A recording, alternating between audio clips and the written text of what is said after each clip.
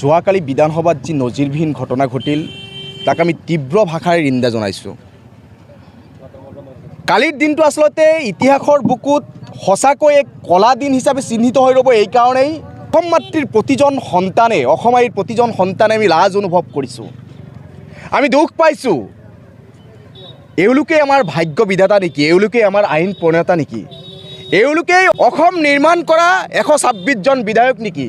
কেতিয়াবা কৈ যোৱা মনীষীসকলে গাহৰিৰ পালৰ নিচিনা এক পৰিৱেশ, গাহৰিৰ গঁৰালৰ নিচিনা এক পৰিৱেশ, মাছ বজাৰৰ নিচিনা এক পৰিৱেশ কালি বিধানসভাত দেখিলোঁ, গৰু বজাৰৰ নিচিনা বিধানসভাত পৰিৱেশ দেখিলোঁ।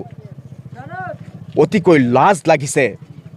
আজি এজন পাতি গুণ্ডা সদৃশ বিধায়ক ৰূপজ্যোতি কৰ্মী, তেখেতে বিৰোধীৰ দুগৰাকী তিনিগৰাকী বিধায়ক লৈ তেওঁ আক্ৰমণ কৰিবলৈ উদ্যত হ'ল। তেওঁ ফটুৱা বুলি গালি পাৰিলে, তেওঁ বান্দৰ বুলি ক'লে, তেওঁ মাইক ভাঙি দিয়াৰ হুংকাৰ দিলে, তেওঁ আক্ৰমণ কৰিবলৈ চোচালৈ গ'লে। বিধায়ক চেয়াৰমেন আলী অখিল গগৈৰ সন্মুখত চোচা ল'লে, তেওঁ আক্ৰমণ কৰিলে, শাৰীৰিকভাৱে অপদস্থ কৰিবলৈ তেওঁ উদ্যত হ'ল। তথাপি অতি দুখ আৰু পৰিতাপৰ বিষয় যে বিধানসভাৰ উপাধ্যক্ষ মহোদয় তেতিয়া কি কৰি আছিল, তেওঁ কিয় নিলম্বন কৰা হ'ল। অথচ বিৰোধীৰ বিধায়ক সাধাৰণ কথা ক'লে এই দুৰ্নীতিৰ বিৰুদ্ধে অলপ মাত মাতিলে নিলম্বন কৰে অখিল গগৈক।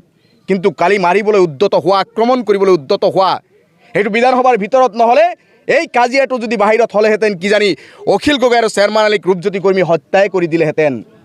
ৰাতিৰ আন্ধাৰত যদি এই বিধায়কসকলৰ লগত কাজিয়াটো লাগিলেহেঁতেন, ৰূপজ্যোতি কৰ্মী কিজানি অখিল গগৈ আৰু চেয়াৰমেন আলীক কলমেৰে বা চাকুৰে সানি দিলেহেঁতেন, হত্যা কৰি দিলেহেঁতেন। বিধানসভাৰ ভিতৰত কাৰণে সেইকাৰণে তেওঁ হত্যা কৰিব নোৱাৰিলে। গতিকে এই ৰূপজ্যোতি কৰ্মী এটা পাগল, মানসিক বিকাৰগ্ৰস্ত, তেওঁ পাতি গুণ্ডা, তেওঁৰ মগজুত বৰ্তমান মগজু শুকাই গৈছে। তেওঁ কেতিয়া কি কয় তেওঁ নিজে নাজানে। গতিকে এই যে ৰূপজ্যোতি কৰ্মীৰ নিচিনা এগৰাকী অভদ্ৰ, অসভ্য, অসাংবিধানিক ব্যক্তি, তেখেতক নাকি লগাবলৈ মই অসম চৰকাৰক আহ্বান জনাইছোঁ। আৰু ৰূপজ্যোতি কৰ্মীক মানসিক চিকিৎসা কৰিবলৈ বিধানসভাৰ অধ্যক্ষ মহোদয়ক মই আহ্বান জনাইছোঁ, অসমৰ মুখ্যমন্ত্ৰীক আহ্বান জনাইছোঁ। আৰু তেওঁলোকে যদি চিকিৎসা কৰিব নোৱাৰে, ৰাইজৰ দলে সেই ৰূপজ্যোতি কৰ্মীৰ চিকিৎসাৰ বাবদ মই ৰাইজৰ দলৰ কেন্দ্ৰীয় সম্পাদক মনিৰুজ্জামানে 10 লাখ টকা ৰূপজ্যোতি কৰ্মীৰ চিকিৎসা বাবদ মই ব্যয় কৰিম বুলি মই সদম্বে ঘোষণা কৰিছোঁ অসম মাতৃৰ বুকুত। এই পবিত্ৰ সৰুক্ষেত্ৰী বা পাকাবেতবাৰীৰ বুকুত থিয় হৈ মই সদম্বে ঘোষণা কৰিছোঁ। কাৰণ তেওঁ 126জন বিধায়কৰ এজন বিধায়ক। অসম মাতৃৰ প্ৰতিজন মানুহৰ দায়িত্ব আছে, সেইকাৰণে মই দায়িত্ব লৈছোঁ। ৰূপজ্যোতি কৰ্মীক যদি মেণ্টেলি চিকিৎসা প্ৰদান কৰিব লাগে, মই 10 লাখ টকা ব্যয় কৰিম। আৰু চৰকাৰকো মই দাবী জনাইছোঁ তেওঁৰ মানসিক চিকিৎসাৰ নিশ্চিতভাৱে প্ৰয়োজন আছে। তেওঁক তেজপুৰ মেডিকেল হস্পিটেলত প্ৰেৰণ কৰাৰ কাৰণে দাবী উত্থাপন কৰিছোঁ। আৰু এই যে ঘটনা সংঘটিত কৰিলে তাৰ কাৰণে ৰূপজ্যোতি কৰ্মীক বিধানসভাৰ পৰা এইটো বছৰৰ কাৰণে অন্তত অব্যাহতি দিব লাগে। আৰু এনেকুৱা অভদ্ৰ বিধায়ক প্ৰয়োজন সাপেক্ষে বিধায়ক পদ খাৰিজ কৰিবলৈ মই দাবী জনাইছোঁ। আমাৰ বিধানসভাৰ গৰিমা বিনষ্ট হোৱা কোনো কাম যাতে কোনো বিধায়কে কৰিব নোৱাৰে, তাৰ কাৰণে ব্যৱস্থা গ্ৰহণ কৰাৰ দাবী জনাইছোঁ। আৰু এক অধ্যক্ষ আৰু উপাধ্যক্ষ বিজেপিৰ ভৰি চেলেকা এই দুগৰাকী ব্যক্তি, নমন মমিন আৰু বিশ্বজিৎ দৈমাৰী, বিজেপিৰ এওঁলোকৰ এই চৰিত্ৰ নেকি? অধ্যক্ষ হৈ যি নিৰপেক্ষতা দেখিব লাগে, ৰাজনৈতিক পক্ষপাতমূলক আচৰণ যাতে তেওঁলোকে কৰিব নালাগে, তেওঁলোকে কি শিকিছে?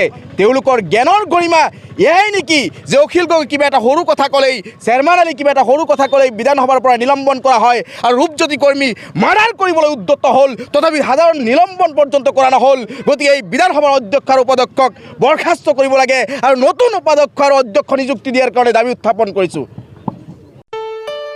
ঘৰত আনন্দ আৰু সম্পৰ্কৰ চমক বজাই ৰাখিবলৈ জৰুৰী হৈছে সকলো আনন্দময় মুহূৰ্তত মৰমৰ উপহাৰ দিয়াটো। সেইবাবে মধুশ্ৰী জুৱেলাৰ্ছে আনিছে সকলো ৰঙীন ক্ষণৰ বাবে বিশেষ গহনা। হীৰাৰে হওক, সোণৰে হওক বা ৰূপৰে হওক, শ্ৰেষ্ঠ ডিজাইনছ আৰু হলমাৰ্কযুক্ত গহনাই ৰাখে সম্পৰ্কক নিখুঁত। তেনেহ'লে আজিয়ে আনক আনন্দ মধুশ্ৰী জুৱেলাৰ্ছৰ সৈতে। যোগাযোগ কৰক 7002800341 নাইবা ভিজিট কৰক LNB ৰোড, নলবাৰী, অসম।